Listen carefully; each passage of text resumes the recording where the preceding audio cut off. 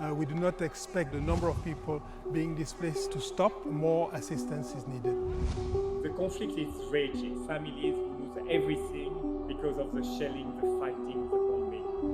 I'm truly shocked. We have here a displaced population fleeing after having gone through the most horrifying violence. COVID-19 has shown us how vulnerable displaced people are to the vagaries of the informal economy. Venezuelans are trying to rebuild their lives in neighboring countries. They are trying to find a way to provide for their families.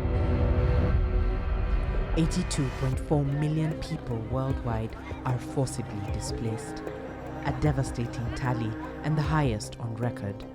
Data from UNHCR, the UN Refugee Agency, shows that the numbers have doubled over the last decade.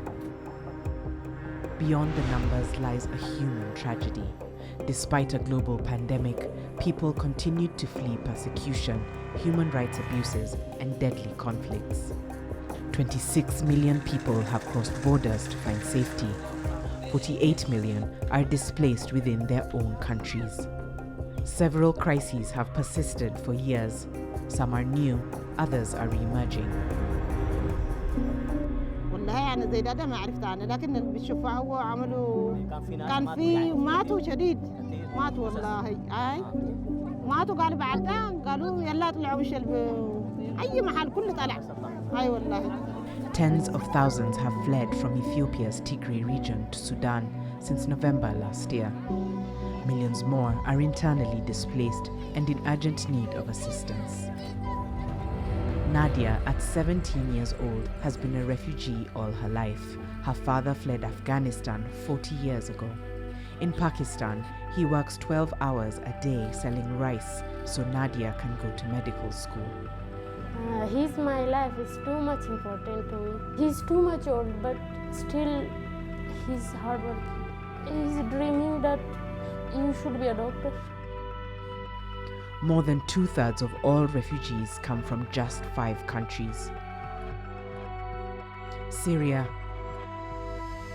Venezuela, Afghanistan, South Sudan, and Myanmar.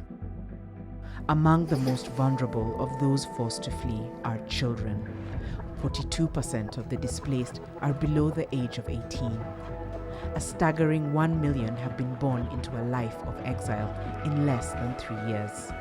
The failure to end conflicts is robbing generations of their hope for the future.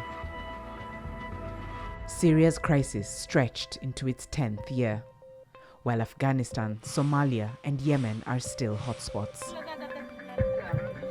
In the Sahel, a complex regional crisis forced millions to flee one conflict only to find themselves caught up in another. People are facing multiple threats and struggle to survive extreme weather and changing climate. In drought-hit areas, armed groups exploit tensions over scarce resources. Sayore abandoned his crops to save his family. Zabrahman, the terrorist Ramba attack Ramba, one came on the village of Kuneba. Sababkan and Kititondo de Plasmaka.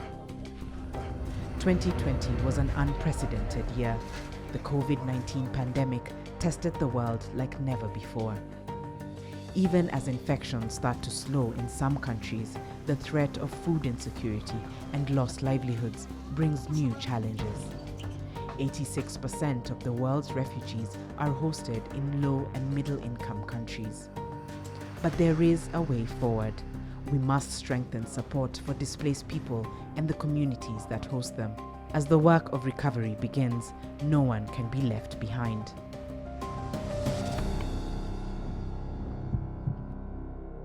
كان الوضع نحن علينا كلياتنا هون معيشة صعبة، بس هلا صرنا أصعب وأصعب وأصعب عم نجي الأصعب، وقلنا هلا بيزبط الوضع بعدين بيزبط الوضع، منا عارفين رح نوصل لهون.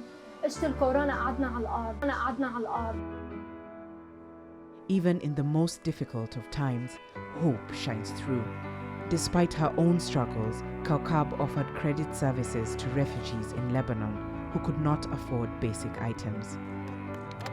Some countries kept their borders open to asylum seekers while managing health risks.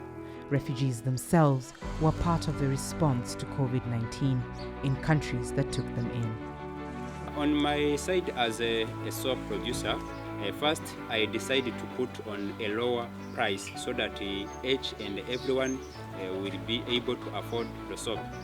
We joined the call for global vaccine rollouts to be more equitable and to pick up pace. No one is protected until everyone is protected.